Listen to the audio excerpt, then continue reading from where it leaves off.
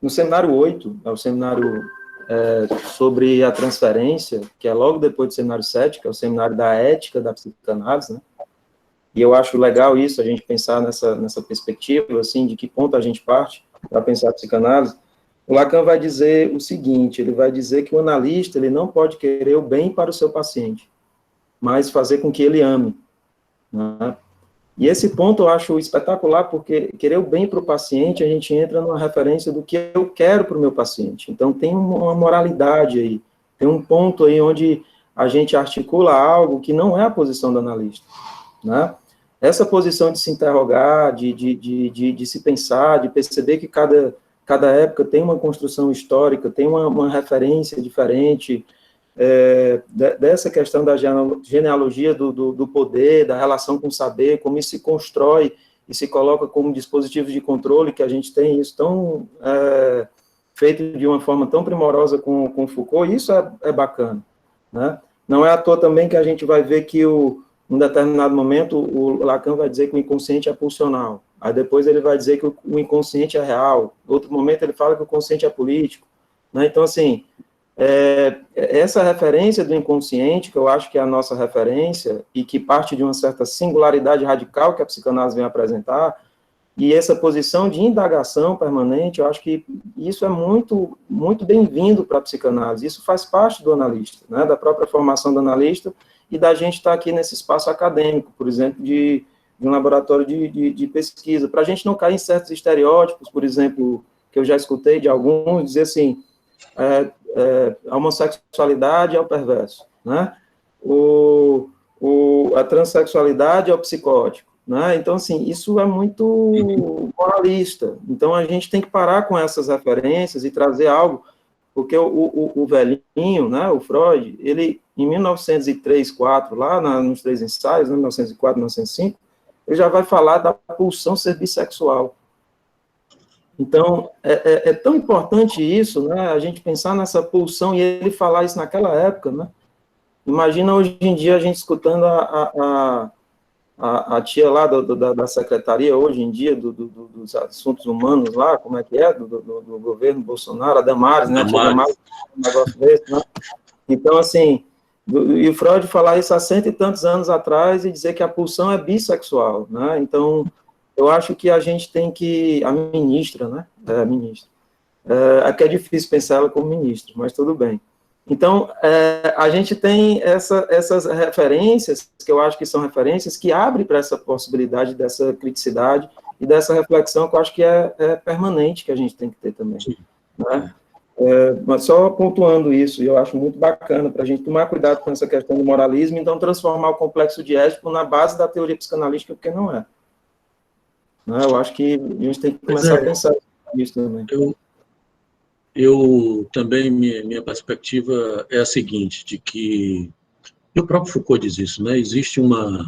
Não tem nenhum discurso que escape da sua veridição histórica. A psicanálise, o que é que eu chamo de veridição? Você precisa saber que todo discurso ele emerge a partir de determinadas condições de possibilidades que são históricas, como dizia Foucault, arqueogenealógicas. A psicanálise, mas também os estudos de gênero, mas também o próprio Foucault, né? Quer dizer, nós temos que situar os saberes e as práticas, isso é a lição do Foucault, temos que situar os saberes e as práticas nas suas condições de possibilidades históricas, né? E saber, a partir daí, quais são os comprometimentos políticos e discursivos de cada saber e de cada prática. Não existe... Oi. Leonardo, quando você fala em sustentar uma posição, eu estava pensando exatamente isso quando você fala na questão da política. Por exemplo, um exemplo prático, hoje, né, os atendimentos online. Todos aderimos ao atendimento online por causa da pandemia, mas a psicanálise não aderiu. Por que tinha que aderir por causa da pandemia? É porque a gente pode sustentar no discurso teórico e prático, né? A gente pode fundamentar por que a gente pode escutar online, né? A função invocante está presente, né? Está presente quando a gente escuta online, e a gente faz laço, sim, faz transferência, e a gente pode reconfigurar e reestruturar toda a psicanálise, né? a maneira que a gente tem de estar na polis é através do online. Então, a gente pode, sim, fazer isso, porque a gente pode sustentar eticamente e politicamente esse discurso, né? Sim. E você se abre para outras práticas, né? Eu devo fazer a meia-culpa, vocês sabem disso. Eu sempre fui um crítico dos atendimentos online, né? Fui um crítico duro, inclusive. E fiquei muito surpreso com os efeitos, né? Porque, na verdade, eu estou atendendo online desde antes da pandemia, né? Eu fui fazer o pós-doc fora e estou atendendo online desde janeiro. Estava, né? Eu estava atendendo lá, eu estava em outro país, e fiquei muito surpreso, realmente, com as possibilidades e com o efeito analítico, né, do atendimento online. Então, eu sou pré-pandemia. E aí, depois, quando eu voltei... Agora, eu mantenho a minha ideia de que existe uma diferença, que não é exatamente a mesma coisa, né?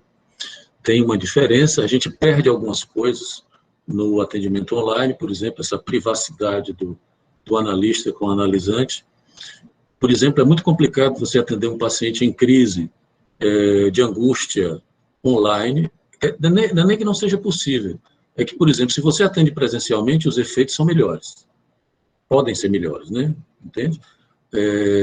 Acho que tem um efeito aí da presença real do analista que faz uma diferença. Mas isso não impossibilita os efeitos analíticos de um atendimento online, né? Então, a gente sempre tem que perder alguma coisa, né? E falando em ético, o ético serve para isso, para a gente aprender a perder, né? Vivendo e aprendendo, né? Só para isso. Então, eu dizia... Professor, depois eu quero falar, tá? Porque eu acho que o senhor não viu o que eu pedi, tá? Rapaz, eu não mexo... Fala, Suiane, pode dizer. Não. Depois que o senhor terminar, continue, prossiga, aí eu termino. Eu falo, tá? Deixa eu só, então, concluir essa ideia exato. genealógica. Tá bom. Eu dizia que todo saber e toda prática, ele implica uma condição de veridição histórica, né?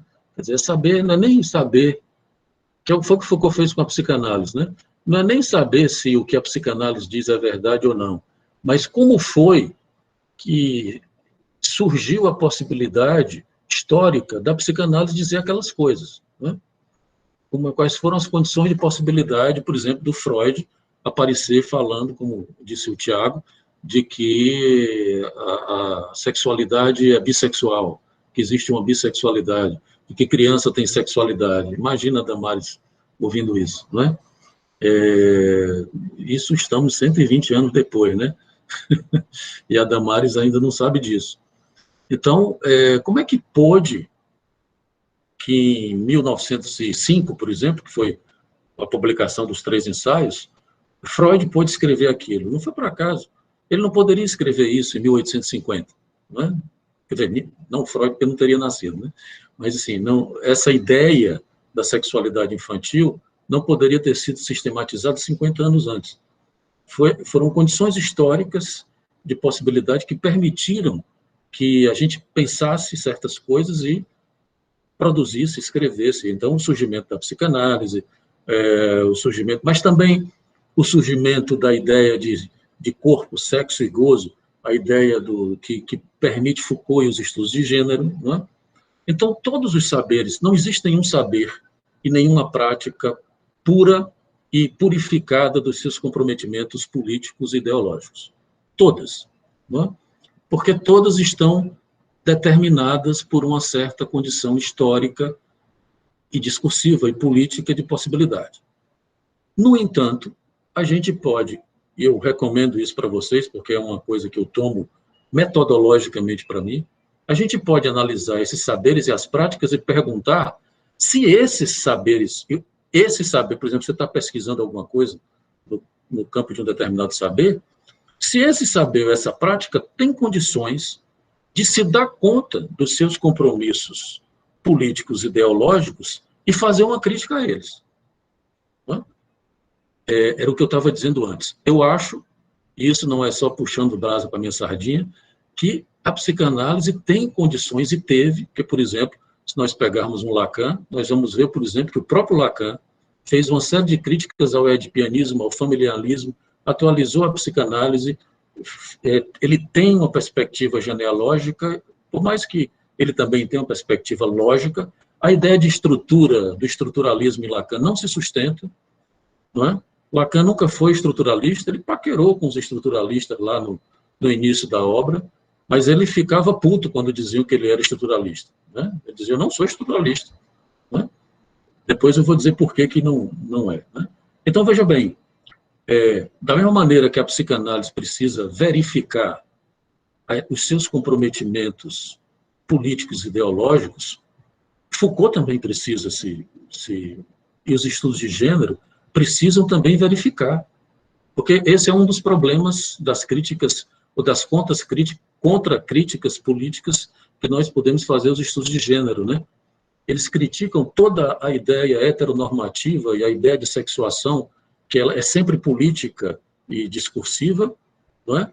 Mas, no fim das contas, é como se eles estivessem propondo um tempo anterior a isso, um corpo, e um gozo, e um sexo anterior a tudo isso, que fosse puro, e ontologicamente puro.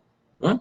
Eles não dizem isso claramente, mas nos levam a crer nisso. Não é? Você pode chegar a se interrogar, tá, mas então, o que é que escapa a uma condição simbólica, cultural, significante, a uma sexuação cultural? O que é que escapa?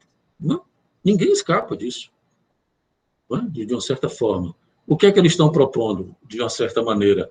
É retomar uma pureza de algo que é absolutamente puro, no sentido de que não se submete a nenhuma sexuação cultural, política e etc. Né? Isso é só uma interrogação, né? É algo que a gente pode discutir. Quer dizer, outra crítica, por exemplo, a relação com o corpo e o gozo e o sexo, ela é os estudos de gênero, a proposta dos estudos de gênero, elas só foram possíveis no mundo pós-moderno. Né? No mundo, por exemplo, a ideia o que fundamenta isso foi a ideia Foucaultiana da intensificação dos prazeres. O mundo moderno e o capitalismo propuseram o corpo como objeto da política e a primeira propriedade. Lacan diz a mesma coisa no Seminário da Ética, que o Tiago até lembrou. Né? O corpo, no mundo moderno, passa a ser a primeira propriedade. E eu passo a ter direitos, inclusive, dos prazeres do corpo e do que Lacan chama o gozo do corpo. Né? Quer dizer, a pergunta que a gente pode fazer, por exemplo, é se a ideia de você ter um direito ao gozo que os estudos de gênero propõem, com todo direito, né? Politicamente, com toda legitimidade. Mas até que ponto isso não é algo que diz respeito a um processo histórico que começa com o mundo moderno e desemboca no mundo pós-moderno. Né? Até que ponto os estudos de gêneros também não estão acompanhando uma lógica da nossa relação pós-moderna ou contemporânea com o gozo, que é muito afetada pela lógica capitalista. Né? Eu estou só anunciando as manchetes das nossas discussões, que não são poucas e são muito interessantes. Né? E também não tenho a intenção de dar respostas acabadas a isso. Eu acho que são questões que a gente precisa interrogar. Então, para concluir o que a Suiane está querendo falar, todos os saberes, práticas e discursos, inevitavelmente, estão comprometidos na sua própria emergência com uma certa estrutura discursiva da sua época. Seja, os compromissos podem ser maiores ou menores, mais complicados ou menos complicados. O que a gente tem que verificar é como essas práticas e saberes, quais são as condições que essas práticas e saberes têm para subverter e interrogar esses seus compromissos, seja a psicanálise, seja os estudos de gênero, seja Foucault e etc. Então, esse conflito, eu acho que, se os estudos de gênero convidam a psicanálise a interrogar os seus compromissos ideológicos, a psicanálise, por outro lado, e o próprio Foucault, também nos leva a interrogar os compromissos ideológicos e subjetivantes dos estudos de gênero, né? Então, a minha ideia não é acabar com o conflito. Pelo contrário, eu não quero fazer as pazes entre estudos de gênero e a psicanálise e estudos de gênero, porque isso não é possível, e nem seria uma bobagem. A ideia é o contrário, é a gente aprofundar o conflito, agudizar o conflito, fazer com que essas coisas nos levem até onde a gente pode vir a chegar, não é? E aí eu me lembro da velha formulação nietzschiana, né? A gente não pensa por acordo, né? A gente não consegue pensar fazendo acordo. Esse é o problema dos humanistas, né? Os humanistas querem fazer acordo. E a gente sabe que o pensamento não funciona por acordo. O pensamento funciona por corte. Como dizia o Nietzsche, daí por que eu me lembrei dele, o pensamento funciona a marteladas, né? É a expressão nietzschiana. Então, a gente não tem nada que fazer acordo, né? É claro que, quando eu digo marteladas e tal, eu não estou dizendo que é uma coisa desrespeitosa e que a gente tem que desrespeitar ou agredir. Não se trata disso, né? Pelo contrário, é você aprofundar o corte, saber até onde os estudos de gênero podem realmente levar, por exemplo, a psicanálise a interrogar suas estruturas, seus conceitos, sua chamada apolitização, né? Porque eu acho que existe também, né? Eu acho que não é completa isso, mas existe, é preciso interrogar. Entende? E, por outro lado, também interrogar até que ponto, do lado da psicanálise, até que ponto existe uma concepção tanto quanto ingênua do gozo nos estudos de gênero. Né? Então, bom, enfim, é essa a ideia geral. A Suiane está querendo falar de que isso. Tem umas questões aqui também. Pois é, então, professor. Boa tarde, gente. Algumas coisas para variar, me incomodaram, né? Então, vou falar porque, enfim. Também não estou aqui para defender, como o senhor está dizendo, né? Obviamente, eu mudei muitas perspectivas depois de aprofundar mais meus estudos, né? Eu tinha uma perspectiva muito social e eu acho que era válida também, é válida, né? Construir o percurso com relação à psicanálise e tudo, mas vou falar já de um lugar de assim, obviamente não sei de tudo, lógico, a gente nunca vai saber, né, mas enfim, de um outro olhar, certo? Quando o senhor falou relacionado a essa coisa do sexo puro e dos estudos de gênero verem isso dessa forma, bem, eu não vejo assim o discurso deles a partir dessa perspectiva, certo? Na verdade, eu acho que é uma reivindicação de discurso, né? E como você mesmo disse, é uma reivindicação válida para que a gente possa pensar dentro da psicanálise, porque, enfim, o que seria da psicanálise sem os discursos sociais e políticos? Eu acho, né, que não existiria a possibilidade de a gente pensar um sujeito que não está em ser, mesmo quando se intitula, não, eu não tenho político, até você falou, né, que aqui a gente não está querendo levantar bandeiras políticas, mas o que é política, então, para as pessoas? É só levantar bandeiras políticas de partido? É só essa coisa de presidência, vereador? É só isso? Não é só isso. Política é para alguém, né? Então, os discursos e bandeiras e pontos e pelo menos do que eu leio, do que eu estudo e tal, eu concordo com muitos pontos do que você falou, mas não enxergo que a problemática do discurso de questionar a heterossexualidade seja algo que é, por exemplo, algo que eles propõem como um sexo puro. Eu não acho.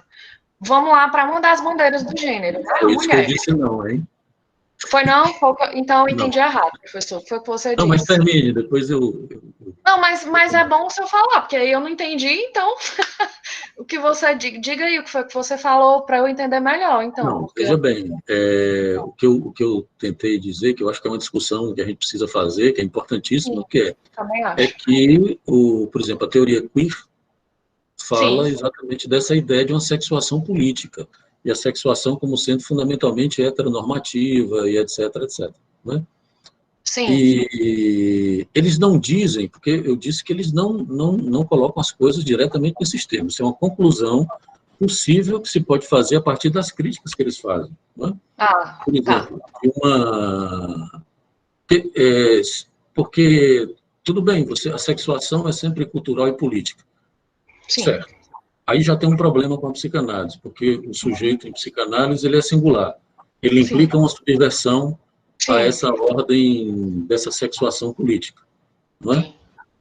Que, por exemplo, é muito curioso, para você ver como é curioso, porque a concepção da teoria queer, do queer, é muito semelhante com a ideia de sujeito em Lacan. Porque o sujeito em Lacan é queer. Ele não está em lugar nenhum, não é? Ele não está. E é isso, né, professor? A gente conversa muito mais com essas teorias do que a gente imagina, porque Sim, isso que para mim, e aí eu trago uma problemática do meu pensamento com relação a como você estava falando, e eu fiquei aqui pensando, é muito engraçado, é muito questionador para mim, e é uma coisa que me convoca muito, o senhor sabe, por que a psicanálise tem tantos problemas com as questões de gênero? Assim, é algo que me dá, assim... Não, gente, porque é um discurso social super, super, mega importante de ser conversado, né? Na pós-modernidade, a gente hoje tem pessoas que não querem se intitular de nada. E aí, a gente vai fazer o quê com essas pessoas? Eu vou receber essa pessoa na minha clínica e vou dialogar com ela como? Se a psicanálise não problematizar isso, entendeu? Assim, essa é a minha questão, assim, maior.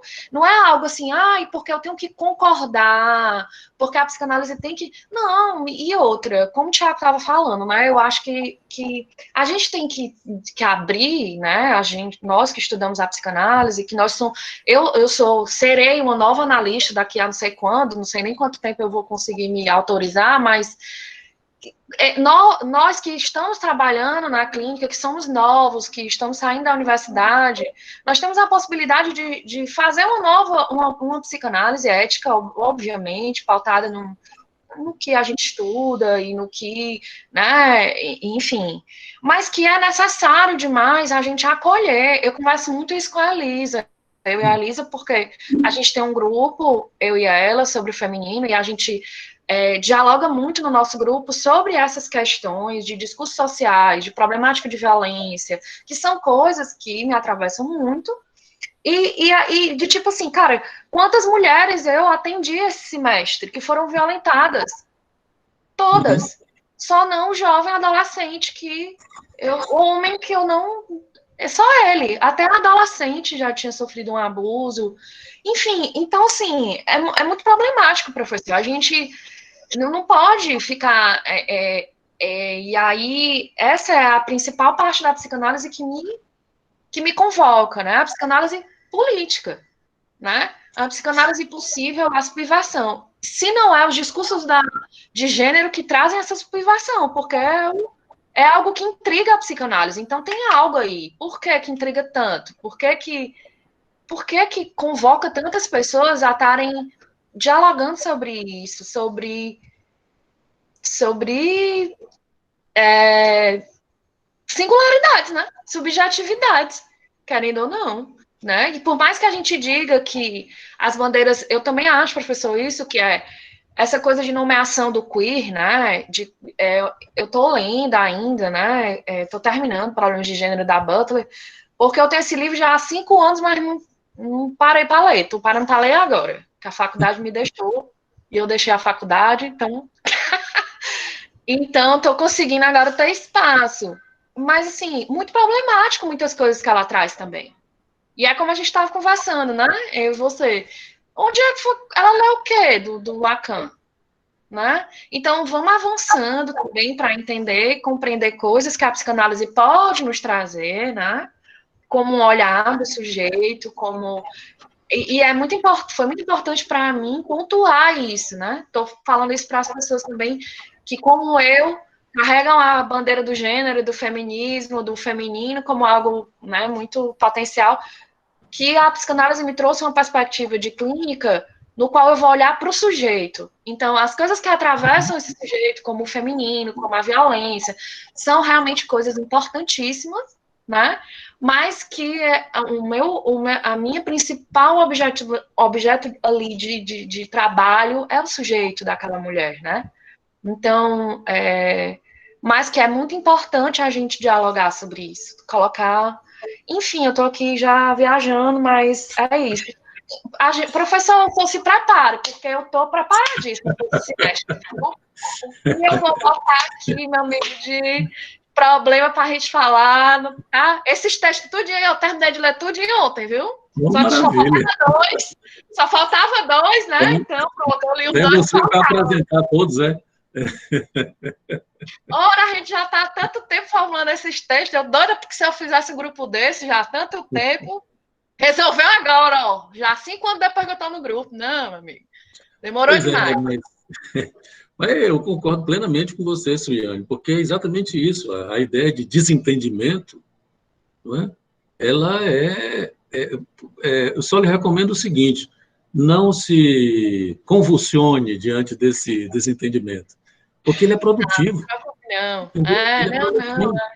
É isso que eu estou tentando dizer para vocês. O desencontro ou o encontro faltoso entre essas perspectivas, ela é absolutamente produtivo, não é? Sim. E muitas vezes o desentendimento implica que você está se encaminhando para coisas semelhantes. Porque, por exemplo... E eu acho que produz uma crítica, não é, professor? Produz uma crítica na gente, querendo ou não. Produz algo, a partir disso, me produziu uma forma, um jeito de lidar com a minha clínica e uma potencialidade de olhar para o social de forma diferente também, né? E da psicanálise. Eu não fico lendo a psicanálise, amém, psicanálise. Não. Eu me coloco a criticar também, né? Isso é importante. Sim. Bom, estamos aqui para isso. Professor. Oi, Beth. Oi. Eu acho que essa questão é Suiane, só dá vocês, gente. Mas essa questão Betinha linda também, amiga. Ai, saudade muito de vocês. Essa questão de fazer corte, eu acho isso super interessante, assim, porque... Quando a gente pensa no corte, realmente tem a perspectiva da separação. E o que é importante, que eu acho, até pensando talvez na perspectiva da psicanálise, que é a gente, de alguma forma, fazer borda naquilo que é singular, naquilo que é específico de cada um. Se não houver esse corte, eu acho que fica num negócio meio esquisito, assim, porque não tem o eu, o tu, né, e o nós. Sei nem se eu poderia dizer, mas no sentido assim, não tem... então, o aprofundamento do corte, que eu tenho impressão, isso a gente vive muito, por exemplo, quando a gente vai pensar a partir de uma experiência, por exemplo, com as teologias, com as religiões, né? Trabalhar o ecumenismo é uma coisa muito difícil, porque não é fácil você cortar e diante de tantas variedades, diante de tantos pensamentos que são diferentes, mas também que têm convergências, né?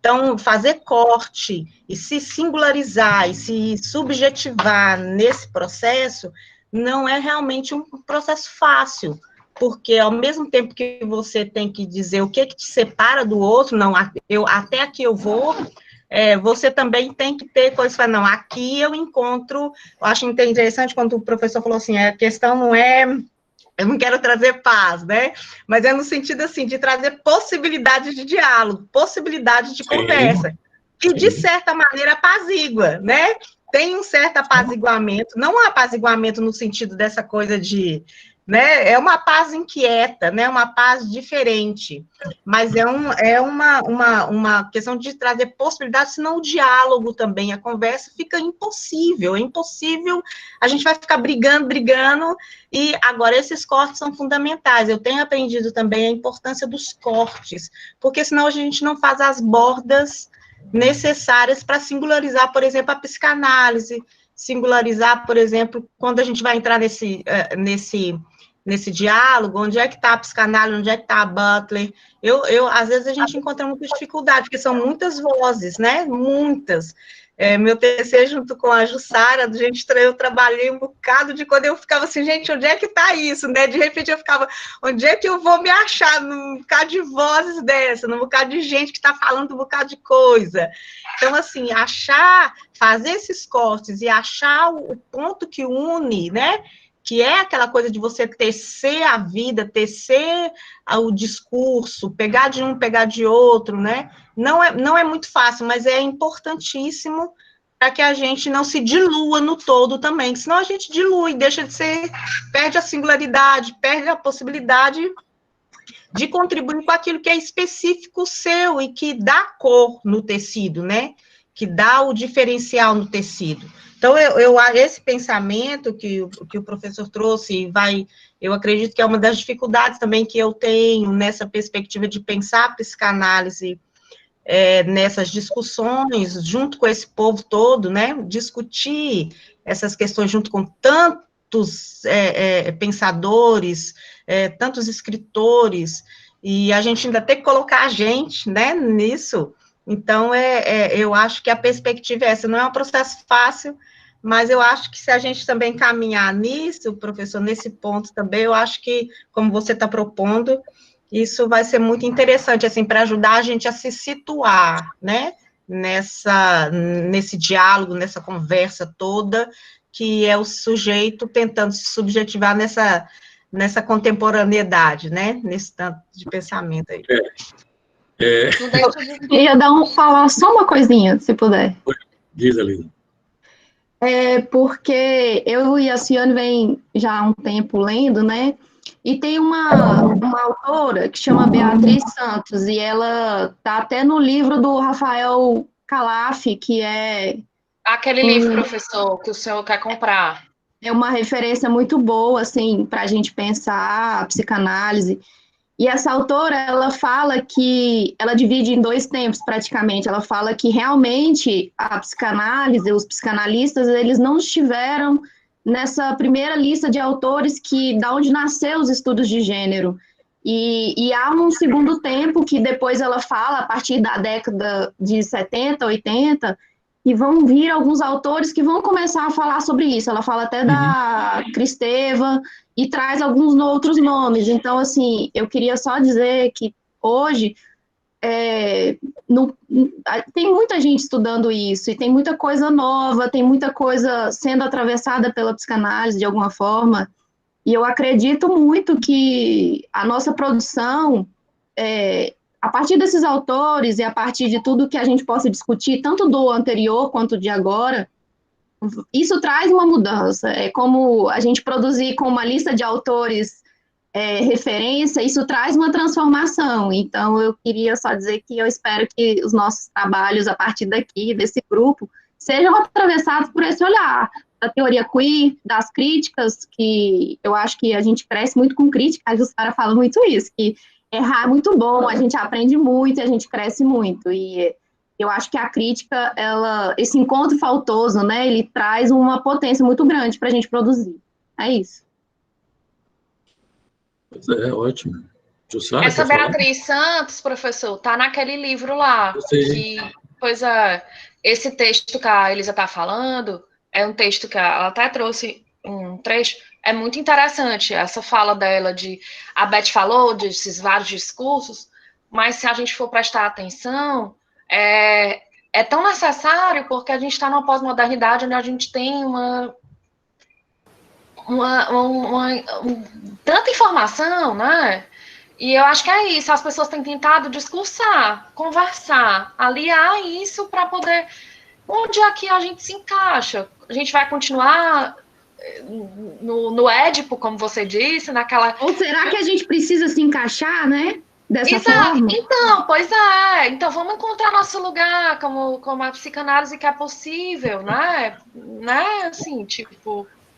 É isso, eu acho que na verdade é isso, né? Estamos tentando encontrar aí. Tem um outro texto também que está sendo relançado, da Colette Soler, que é sobre a diferença sexual, homens e mulheres. Eu acho que ele vai ser lançado ainda esse ano.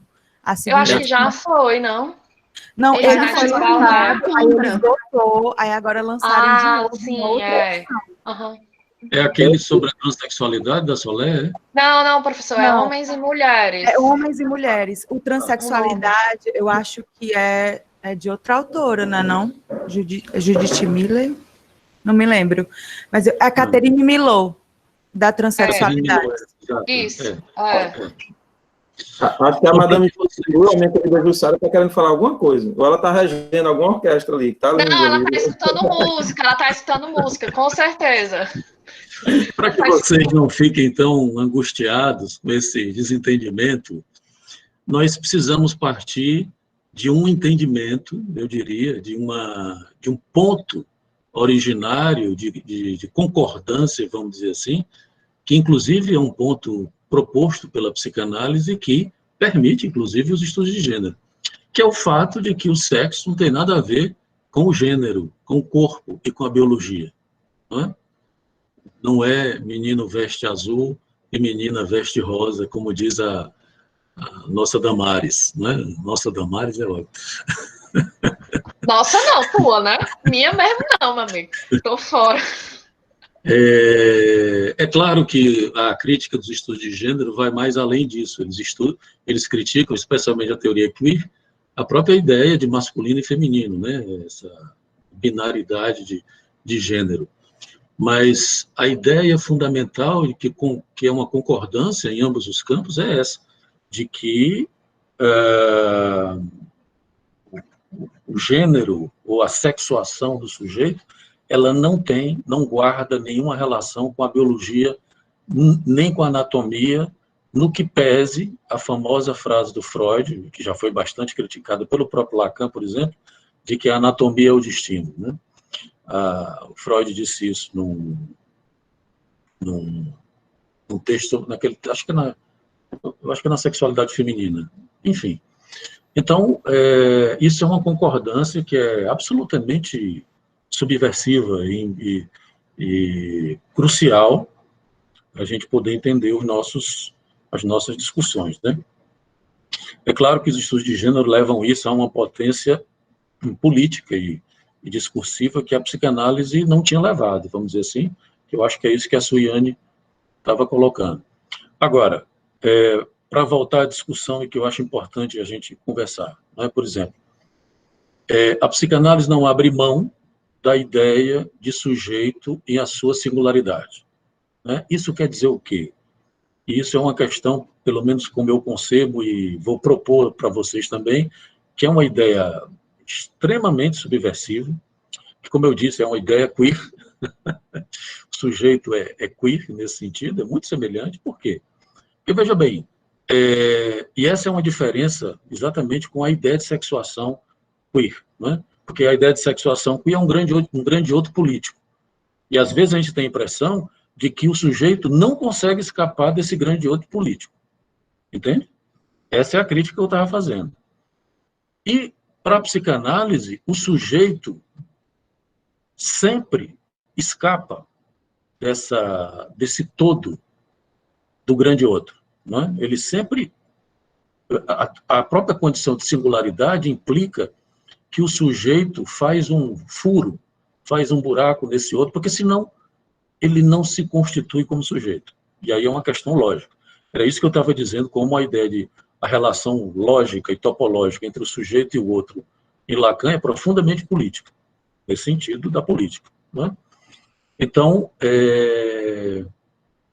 isso é algo que a gente precisa levar em consideração nas críticas e contracríticas. Quer dizer, o sujeito em psicanálise, ele não é determinado pelo outro.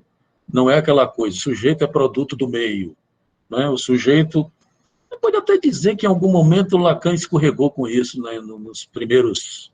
no momento em que o simbólico para ele era... Mas muito rapidamente. Não é? É como se você tivesse que considerar que o sujeito em psicanálise ele não é o produto do meio, ele é o produto da falha do meio. Né?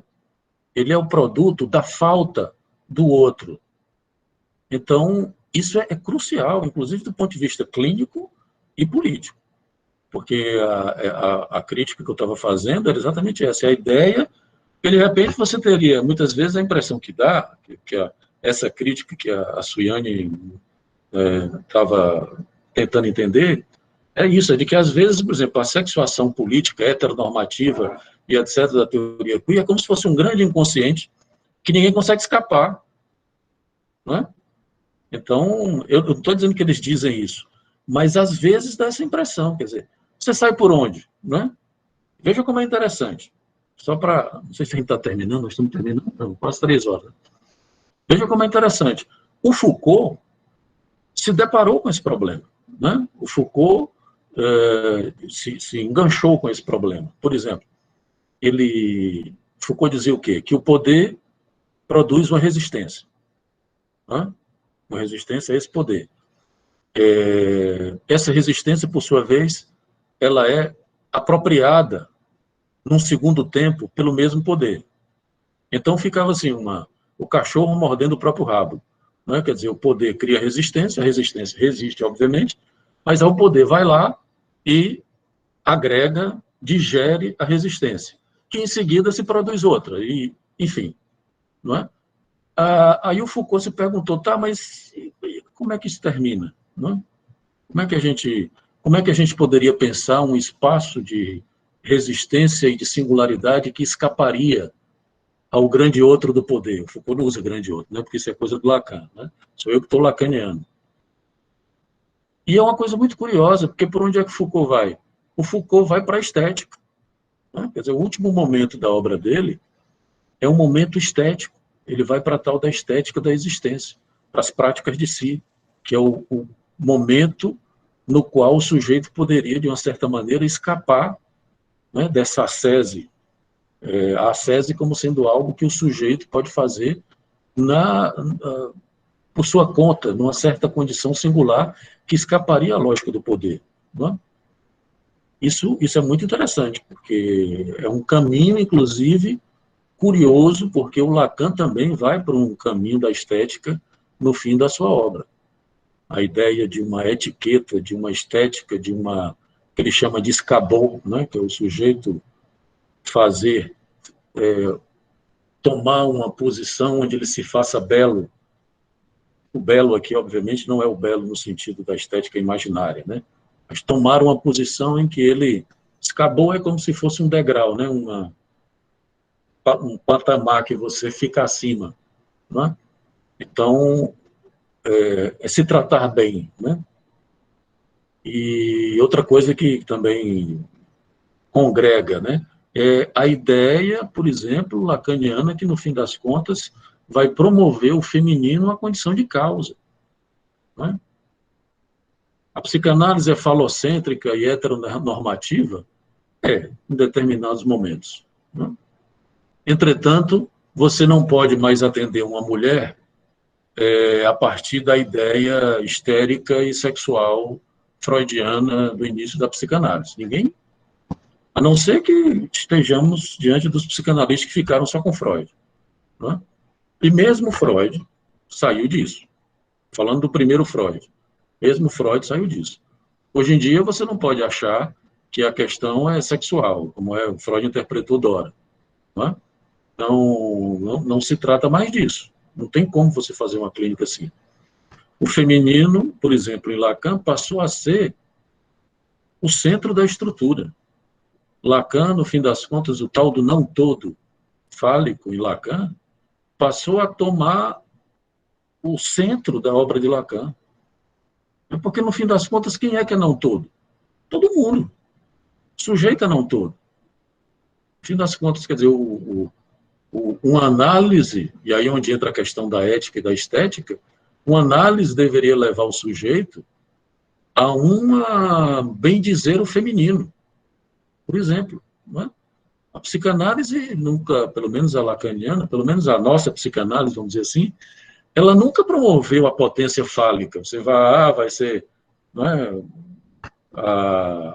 ser macho, ser viril e tal, e etc. Né? Isso é o fálico imaginário.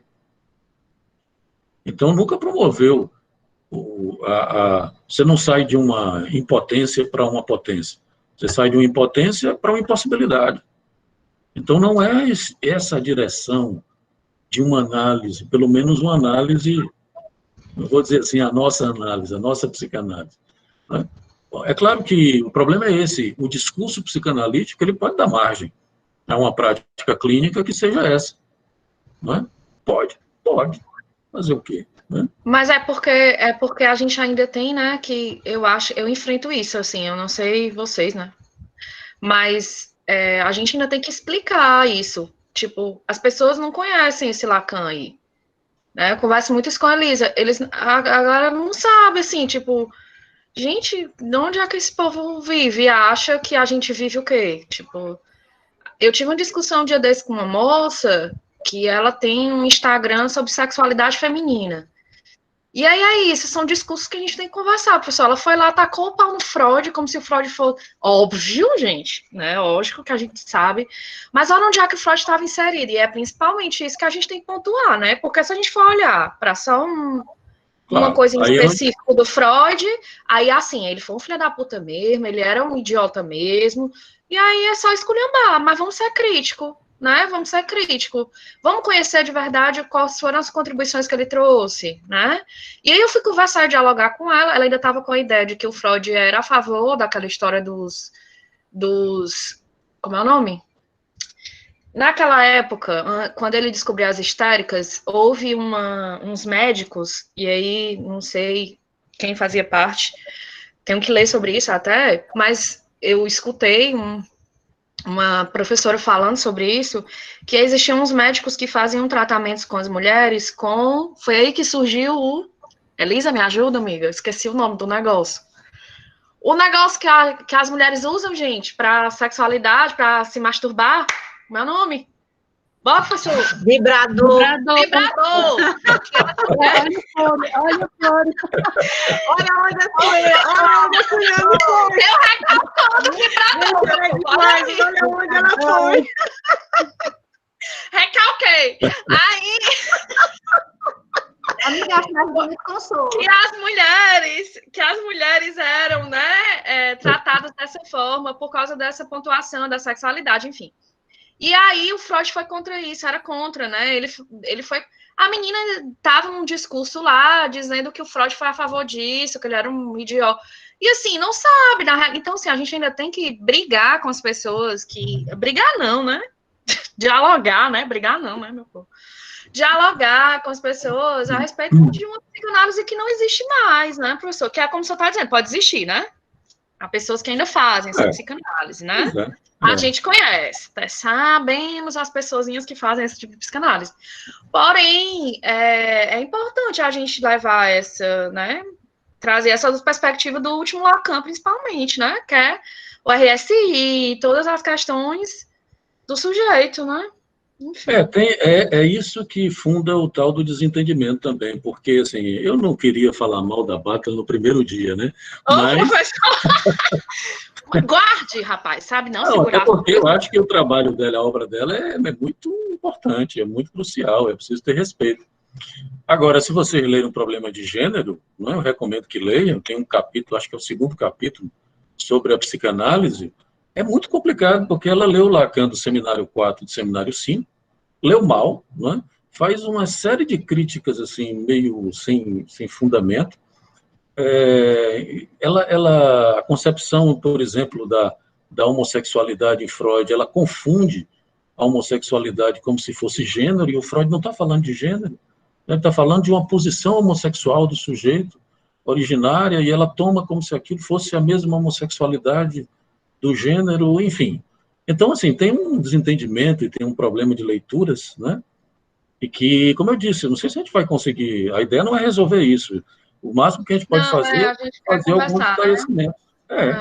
Eu acho que é uma visão, né, professor? Como eu falei para o senhor, eu acho que assim como a gente lê uma coisa e entende uma coisa, como eu entendo às vezes, e você entende outra, existe algo do sujeito aí, né, também. E eu acho que ela teve isso. Eu acho que ela quis, de certa forma, problematizar uma questão. Agora, ela trouxe contribuições muito...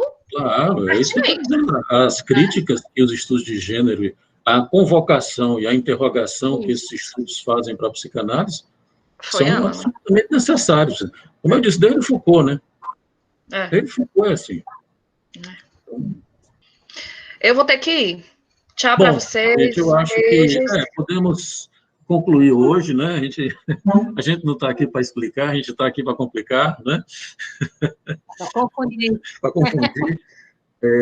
Vou recomendar para vocês, então, a leitura. A partir da próxima vez, a gente tenta exatamente situar, como diz a Jussara, fazer uma borda nessas nossas discussões, né? Então, a gente segue os textos. Eu vou recomendar que leiam o texto do Foucault, o História da Sexualidade. Não é um texto difícil, não é? É um texto, também não é longo, é um dos textos bons, de boa leitura. Professor, não é longo, 77 páginas, não é longo. Não, é porque você não leu a História da Loucura. Você leu a História da Loucura, Palavras e as Coisas? Nem todo não consegui não, bebê. Consegui ler todo não. Li o que eu consegui, né? Mas todo não, né? Não, porque, por exemplo, As Palavras e as Coisas é o tipo do livro que você não consegue ler. No sentido de que você abre o livro, começa a ler e termina, né? É um livro, As Palavras e as Coisas, é um livro que você tem que sentar e estudar. A História da Sexualidade, não, é um livro leve. Você lê, é claro que ele traz, suscita uma série de discussões, mas é um livro que, numa tarde de sábado, você lê, deixa de ir para farra, pega o livro do Foucault. Muito bem, que farra. Farra online, né? Farra livre, professora. Pega o livro e a Viçosa Real, aí manda. Pois é. Ei, e aí... Oi.